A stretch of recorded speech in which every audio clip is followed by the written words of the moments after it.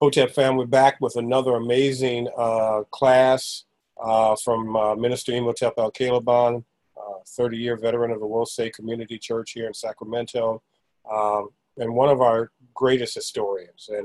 And he and I have had countless conversations about the impact of Black Panther.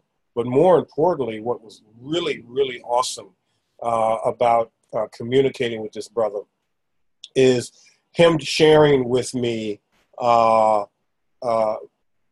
his original Black Panther movement with comic books and where he was at that time. And so to be able to bring his childhood history to today, and I remember him saying, I've been waiting 30 years for 50, this movie. 50 years, excuse me, 50 years for this movie to come out. And it did, and obviously it changed the world. And so tonight we have Minister Imhotep Alkebulan talking about the Black Panther phenomenon. Welcome back, my brother, Hotep. Hotep, it's great to be on, great to talk to you. You know, you've done so many great things since the last time we talked.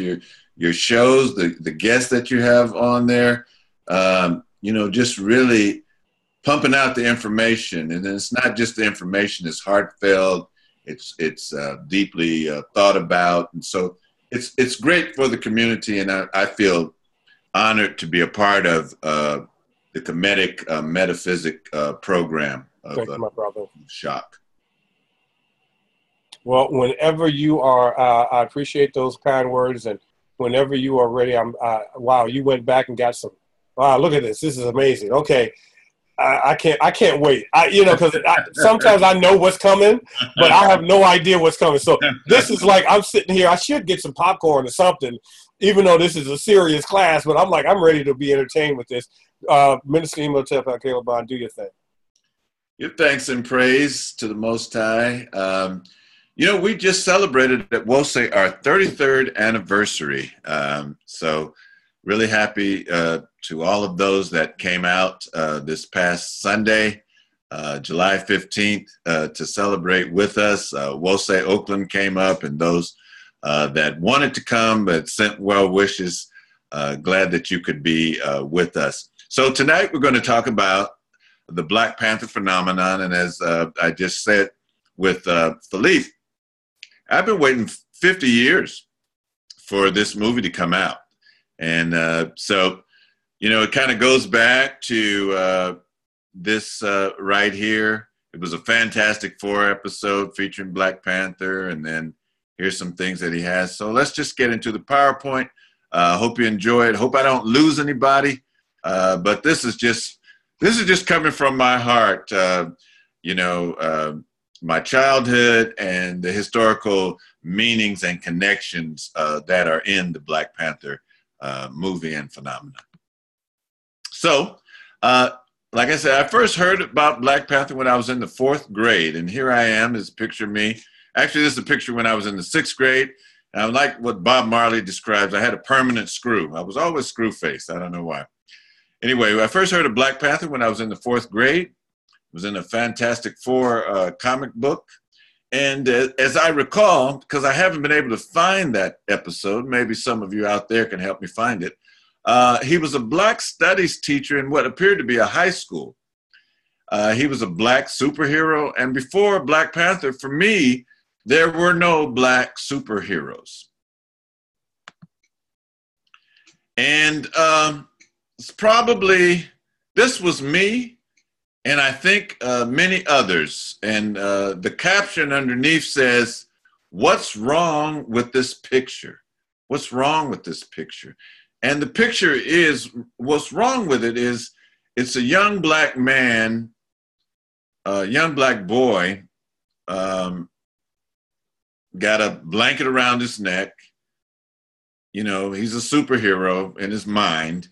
But when he looks in his mirror, he doesn't see himself, or he doesn't see his father, and he doesn't see anybody that looks like him. And I first saw this picture, it was a magazine. I'm not even sure if it's even in existence anymore, but it was Black Scholar magazine, and this was in Black Scholar magazine, and so this is the continuation of it, and it says, what's wrong with this picture? And then they had this copy underneath, and I'll read it briefly. A child dreams of being the latest superhero. What could be wrong with that? Plenty if the child is black and can't even imagine a hero of the same color he or she is. It's like this. Children learn by what they see. And if it weren't for black media, a black child wouldn't see the world as it really is, with black men and women doing positive things besides basketball and singing songs. What can you do to make sure our kids have self-pride? Decide which media shows them blacks as blacks really are. And that's the BOCA. That's where the BOCA comes in. The BOCA, the Black-Owned Communications Alliance, is an organization of blacks working for blacks. And they at the end, they say, we want you to write. This is before the internet. We want you to write and let us know how you feel. And then I did some research on that and found out that the Black-Owned Communications Alliance, it started in the 80s and it fizzled out. Excuse me, it started earlier, like in the 70s, and it fizzled out in the 80s. And it's most remembered for the powerful Superman consumer ad created by then J.P.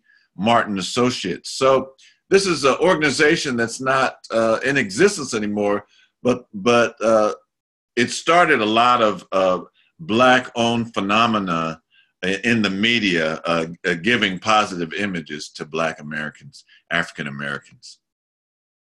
Now, when my children were growing up, Ra and Kaba, we didn't let them play with, the Christopher Reeves or toys that didn't look like them. And so they played with this toy called Sunman.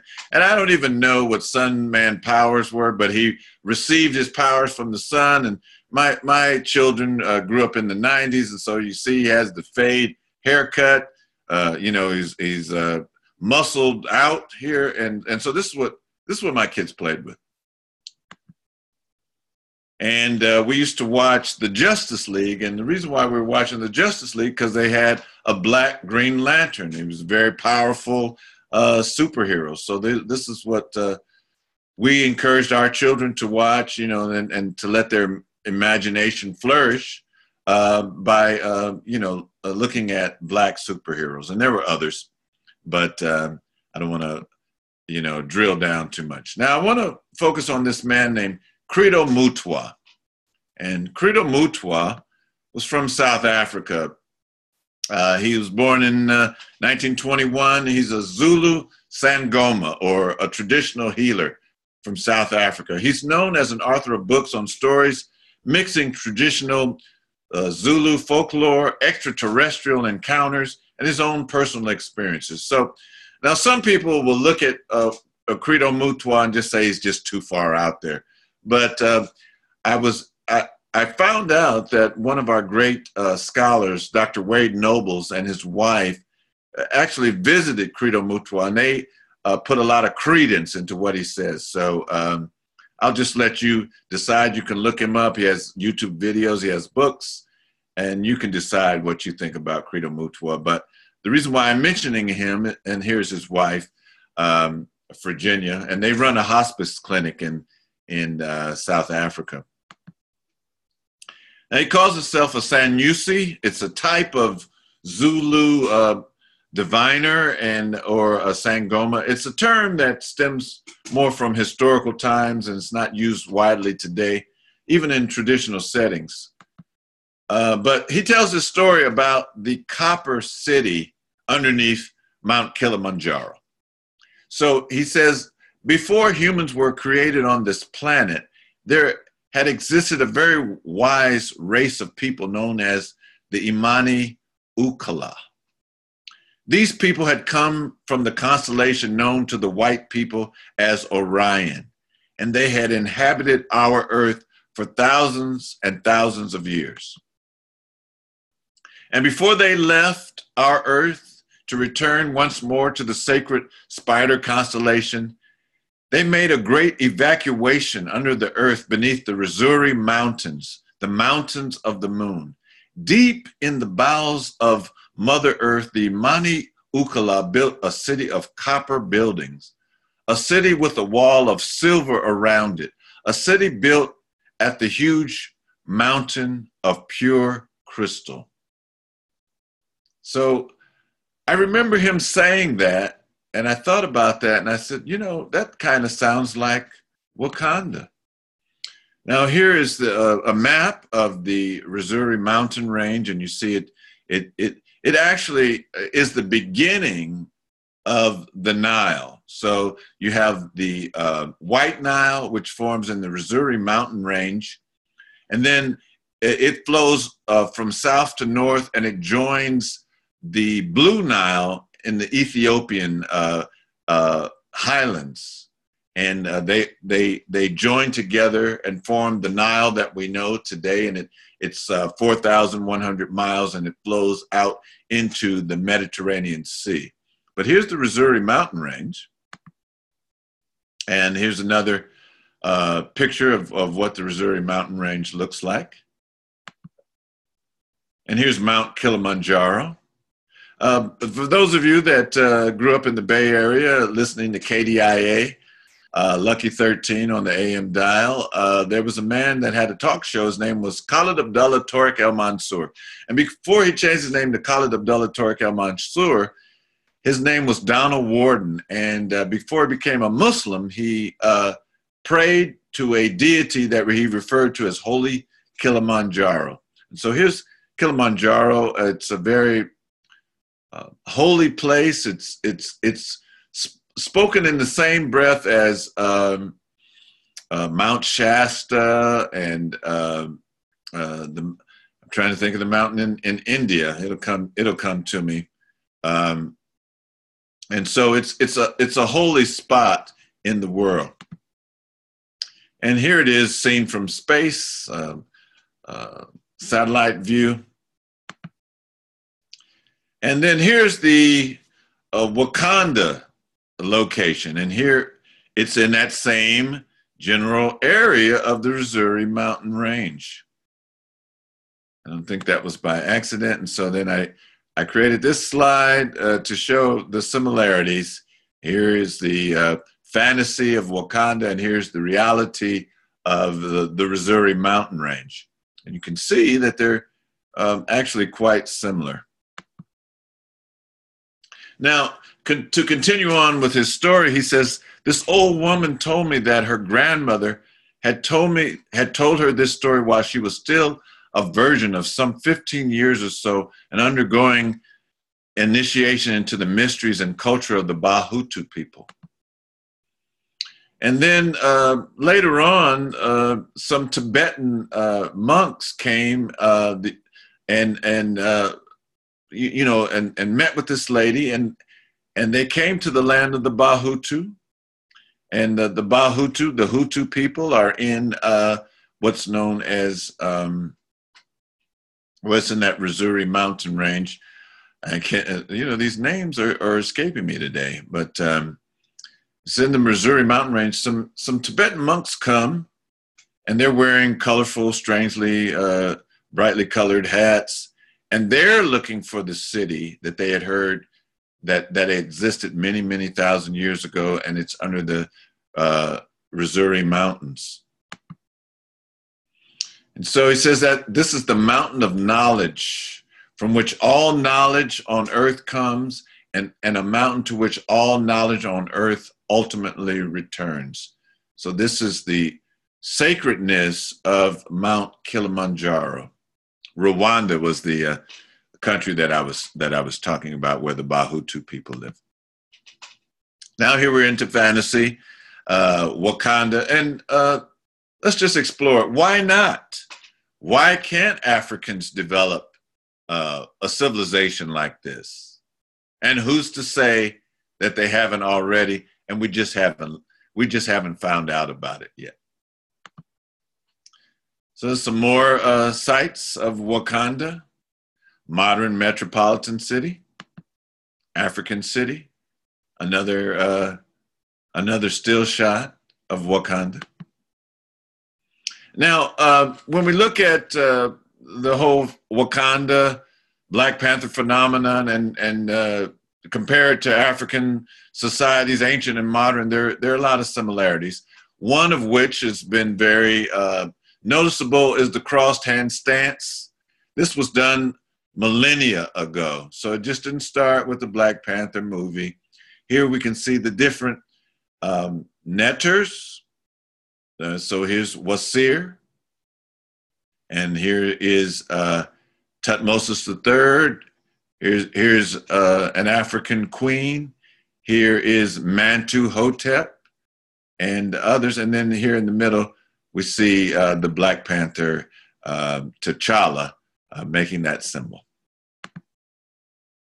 Now, also here is the great military commander Sinros Wet of the 12th dynasty, and he's making the symbol of Wakanda, but before there was Wakanda. And this is actually speaking about the energy or the sacredness within. And whenever I see this picture of Per-Ah Sinros Wet, it reminds me of Dr. Theophile Obenga. It kind of looks like Theophile Obenga if you've ever been around him. This picture kind of favors him to me. And we can just keep on going. In ancient Mali or present day Mali and Kemet. So in Mali, the God self is called Pharaoh among the Mendi culture of Mali, and among the Kemites and Kush and Kemet. Both of these African deities represent the manifestation of the God within. So it's not just a symbol for a movie, it's actually something that means the God within. Here, and if we keep on, ancient and modern leopard symbolism. So here we have a Sim priest performing a ritual on the left, and here modern day Africa, and they're still wearing the leopard skin with the ostrich feather, usually associated with the netter shoe, or the netter that represent air, or the netter that represents truth, justice, and righteousness, Mat. So these totems, these emblems, these symbolisms are actually still here with us today. And here's a brother from the continent rocking the leopard skin. He's getting ready to do some spearing, looks like. Here's a Sim priest as the actual carving with the leopard skin there. And a lot of our statues in Kemet, not sure if the Arabs did it or the Europeans, but a lot of these statues, the nose is chiseled off. But it's kind of ridiculous to me because there's that big gap where the nose is. You can still see it's an African person. And here's the Per-Ah, or mostly people know King Tut. He's riding on a Black Panther. So the symbolism is very profound in ancient times, as well as other times. Leopard motif is found in King Tut's tomb. Now, this brother, Reverend Otis Moss III, he's senior pastor of Trinity United Church of Christ in Chicago. They put together a Black Panther study guide, and here I provided the URL that you can click on to review the Black Panther study guide. He has a lot of historical things involved in it, and makes some very interesting connections and parallels with respect to the Black Panther phenomenon.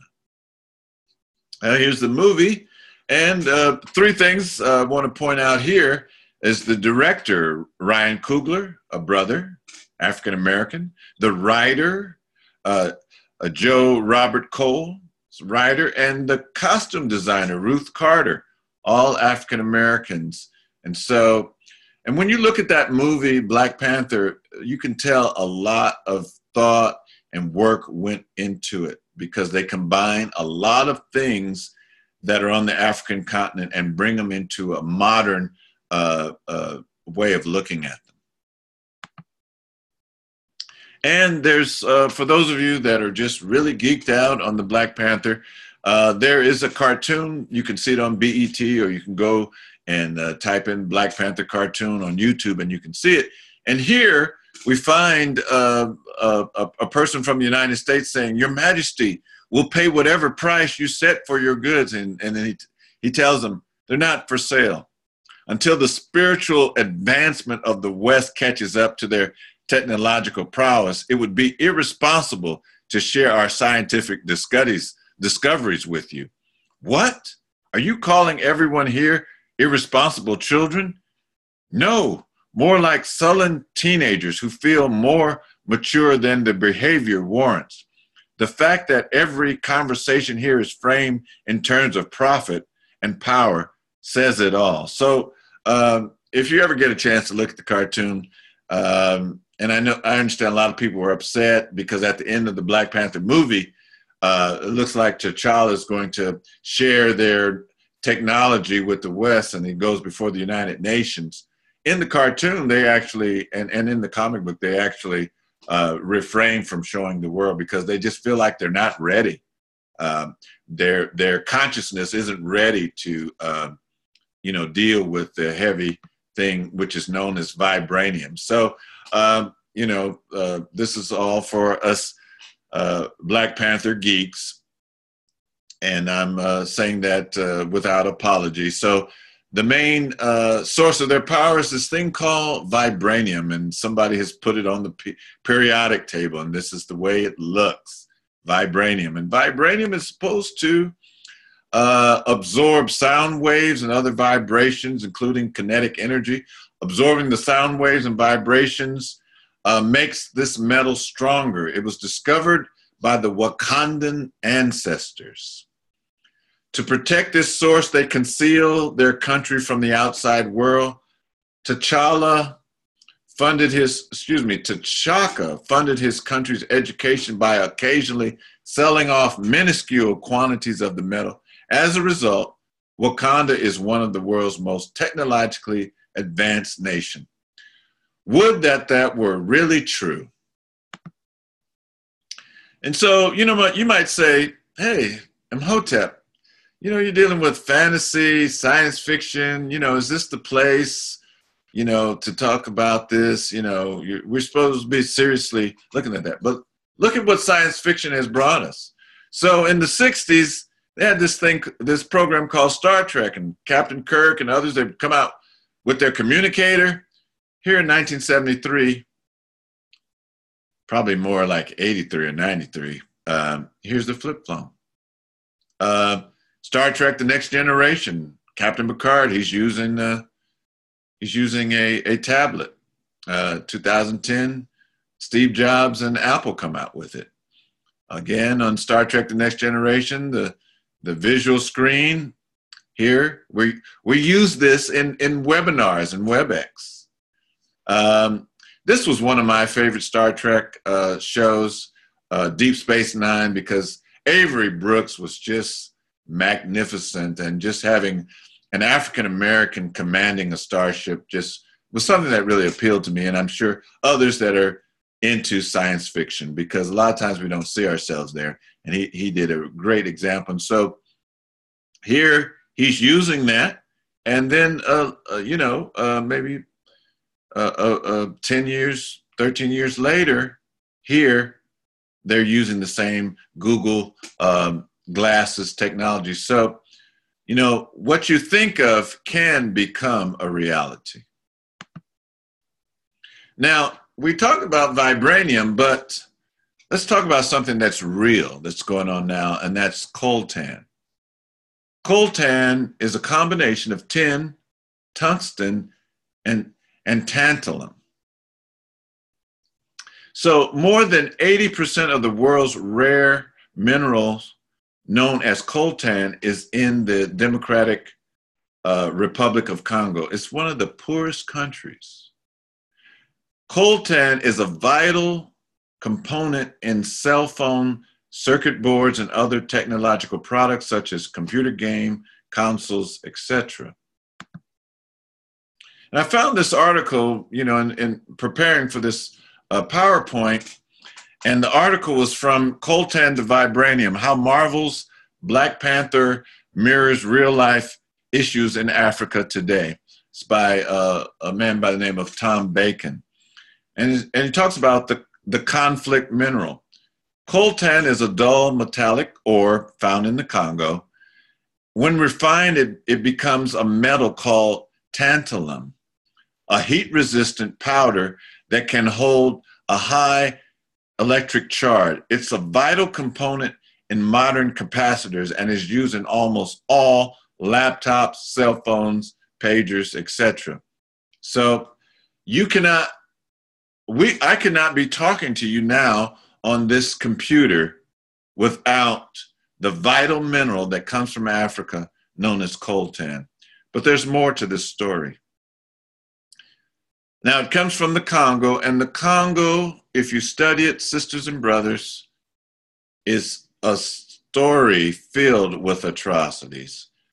A book was written a number of years ago now by Adam Rothschild, and it's called King Leopold's Ghost.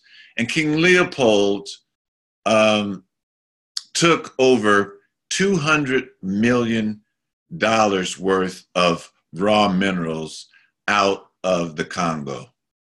He was part of the Berlin Conference and the Brussels Conference, where they divided Africa up into the jigsaw puzzle that we see that it is now. And he got the Congo. And it's an atrocious story. I also want to livicate this PowerPoint to Carol McNeil of Sacramento. Carol McNeil created and was the owner of the first Black bookstore here in Sacramento called Carol's Books. It was patterned after the bookstore in Oakland and San Francisco, Marcus bookstores. And Carol turned me on to Mark Twain. Now, we always talk about Mark Twain, and he uses the N-word in his books.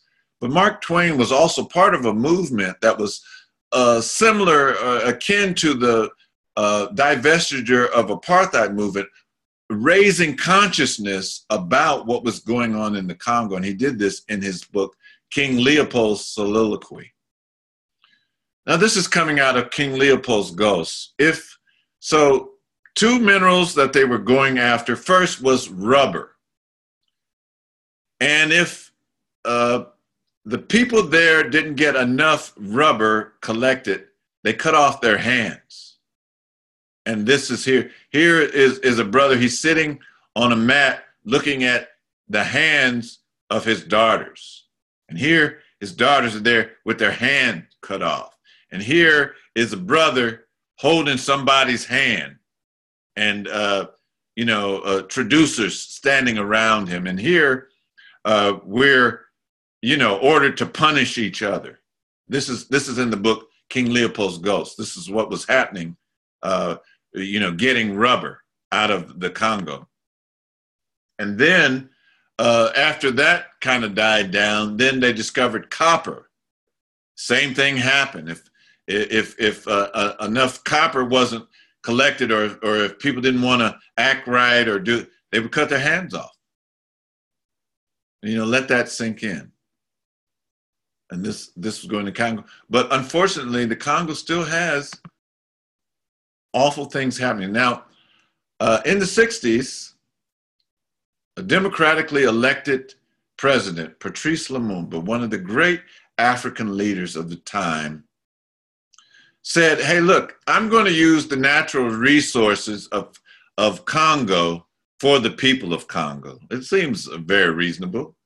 The people of Congo should benefit from the wealth, and this would help build up the country of the Congo. But he was overthrown with the aid of the CIA and colonial powers. And here his own people capture him, cut up his body. It's a very sad chapter in our history. But it's continuing today, sisters and brothers. Mining for coltan. Here are the people, these next few slides, people mining for coltan.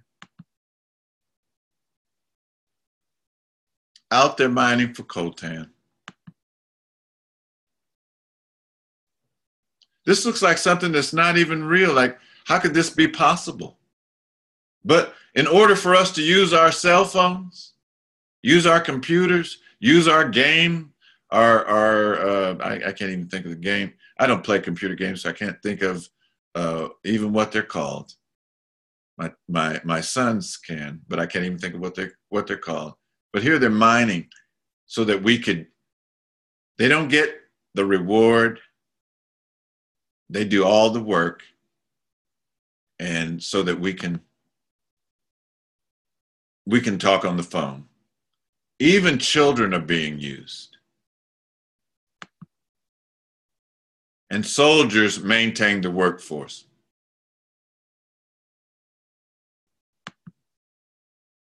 For this mineral known as coltan.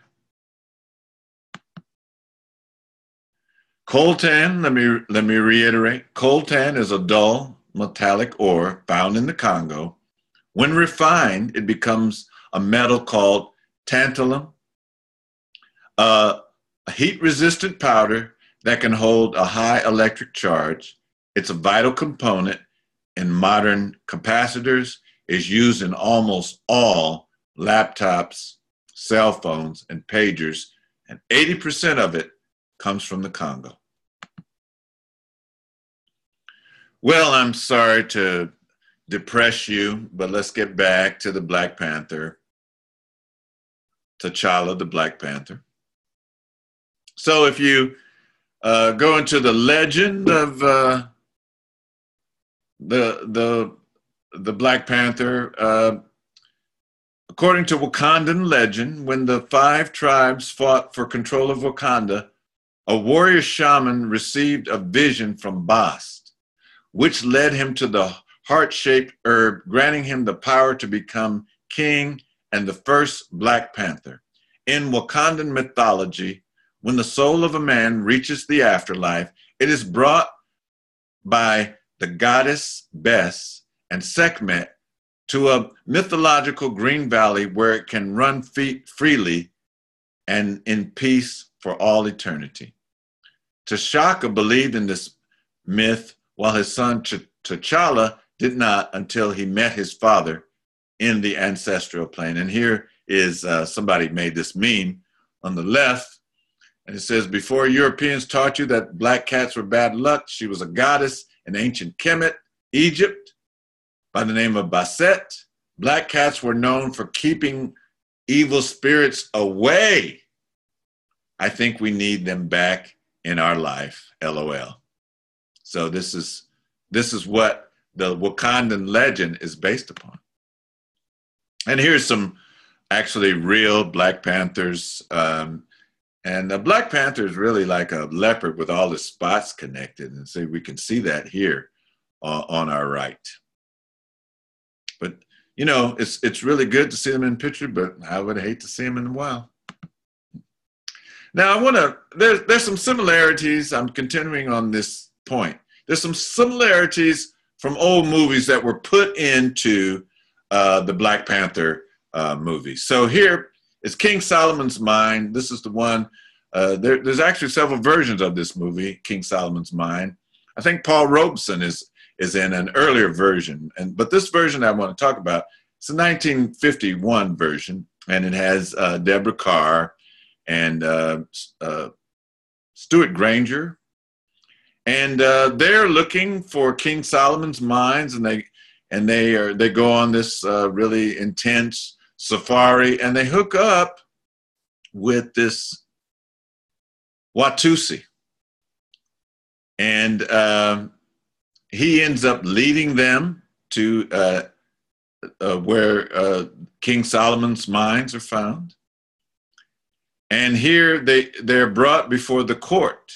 These are Watusis here in King Solomon's mine. And so but as the movie continues, you find out he is really the king. And he's come to reclaim his throne. And he takes off his cloth to reveal the keloid markings of the king.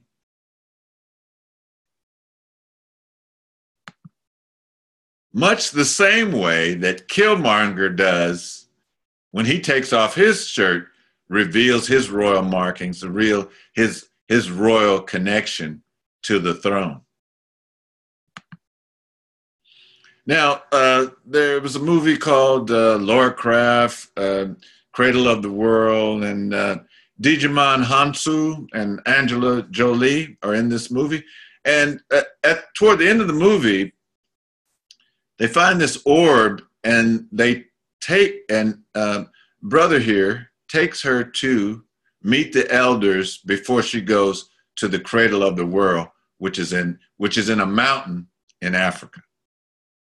And so here she's brought before these elders, the king here in front, and they're speaking in their language. I think there has to be subtitles in this movie, if I'm not mistaken, and they explain to her what she's doing. Do you know what you're doing? Because it's a very dangerous trek to go, and they're going to actually meet some creatures called the shadow creatures. And then they escort her to where the cradle of civilization is. So we're about coming to the end, and you can't talk about the Black Panther without mentioning the Black Panther Party. I was fortunate enough to grow up down the street from Defremery Park, which was renamed Bobby Hutton Park after a 16-year-old African-American youth who was gunned down by the police. He was one of the first, maybe the first, Black Panther to be gunned down by the police. Well, they had a 10-point program. They say, we want freedom. We want freedom to determine the destiny of our Black community. We want full employment for our people. We want to end the robbery by the white man in our Black community. We want decent housing fit for shelter of human beings. We want education for our people that exposes the true nature of this decadent American society. We want education that teaches us our true history and our true role in present-day society. We want all Black men to be exempt from military service. We want an immediate end to police brutality and murder of Black people. This was one of the reasons why the Black Panther Party was formed. And they used to, can you imagine people? Now you can use your cell phone to record the police, but they were running around with Super 8 movie projectors, movie cameras, filming the police. We want an end to we want an immediate end to police brutality and murder of Black people. We want freedom for all Black people held in federal, state, county, and city prisons and jails. We want all Black people, when brought to trial, to be tried in a court of jury by their peers or people from their Black community as defined by the Constitution of the United States. We want land, bread, housing, education, clothing, justice, and peace. So when we think about the Black Panther phenomenon, we have to just deal with the reality of the Black Panther Party and their 10-point program. And here we see the similarities in Dr. Huey P. Newton on our left and T'Challa on our right. Very similar stances. I liked the movie, and I liked the whole story because they deal with the African ancestors. And here you see the ancestors as displayed on the African baobab tree. We see in the Black Panther movie T'Challa communicating with the ancestors, goes to the ancestral realm to get advice and communication with the ancestors.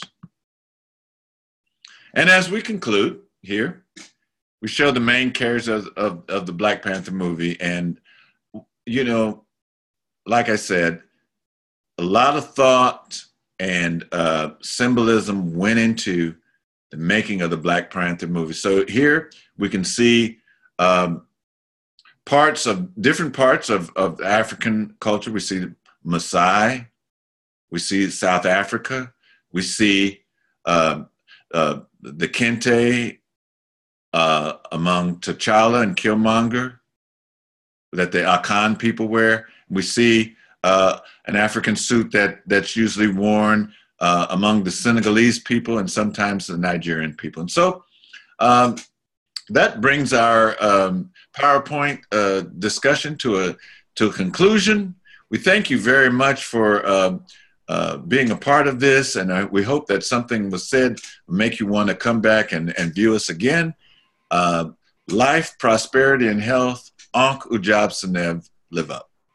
Hotep, my brother. Hotep.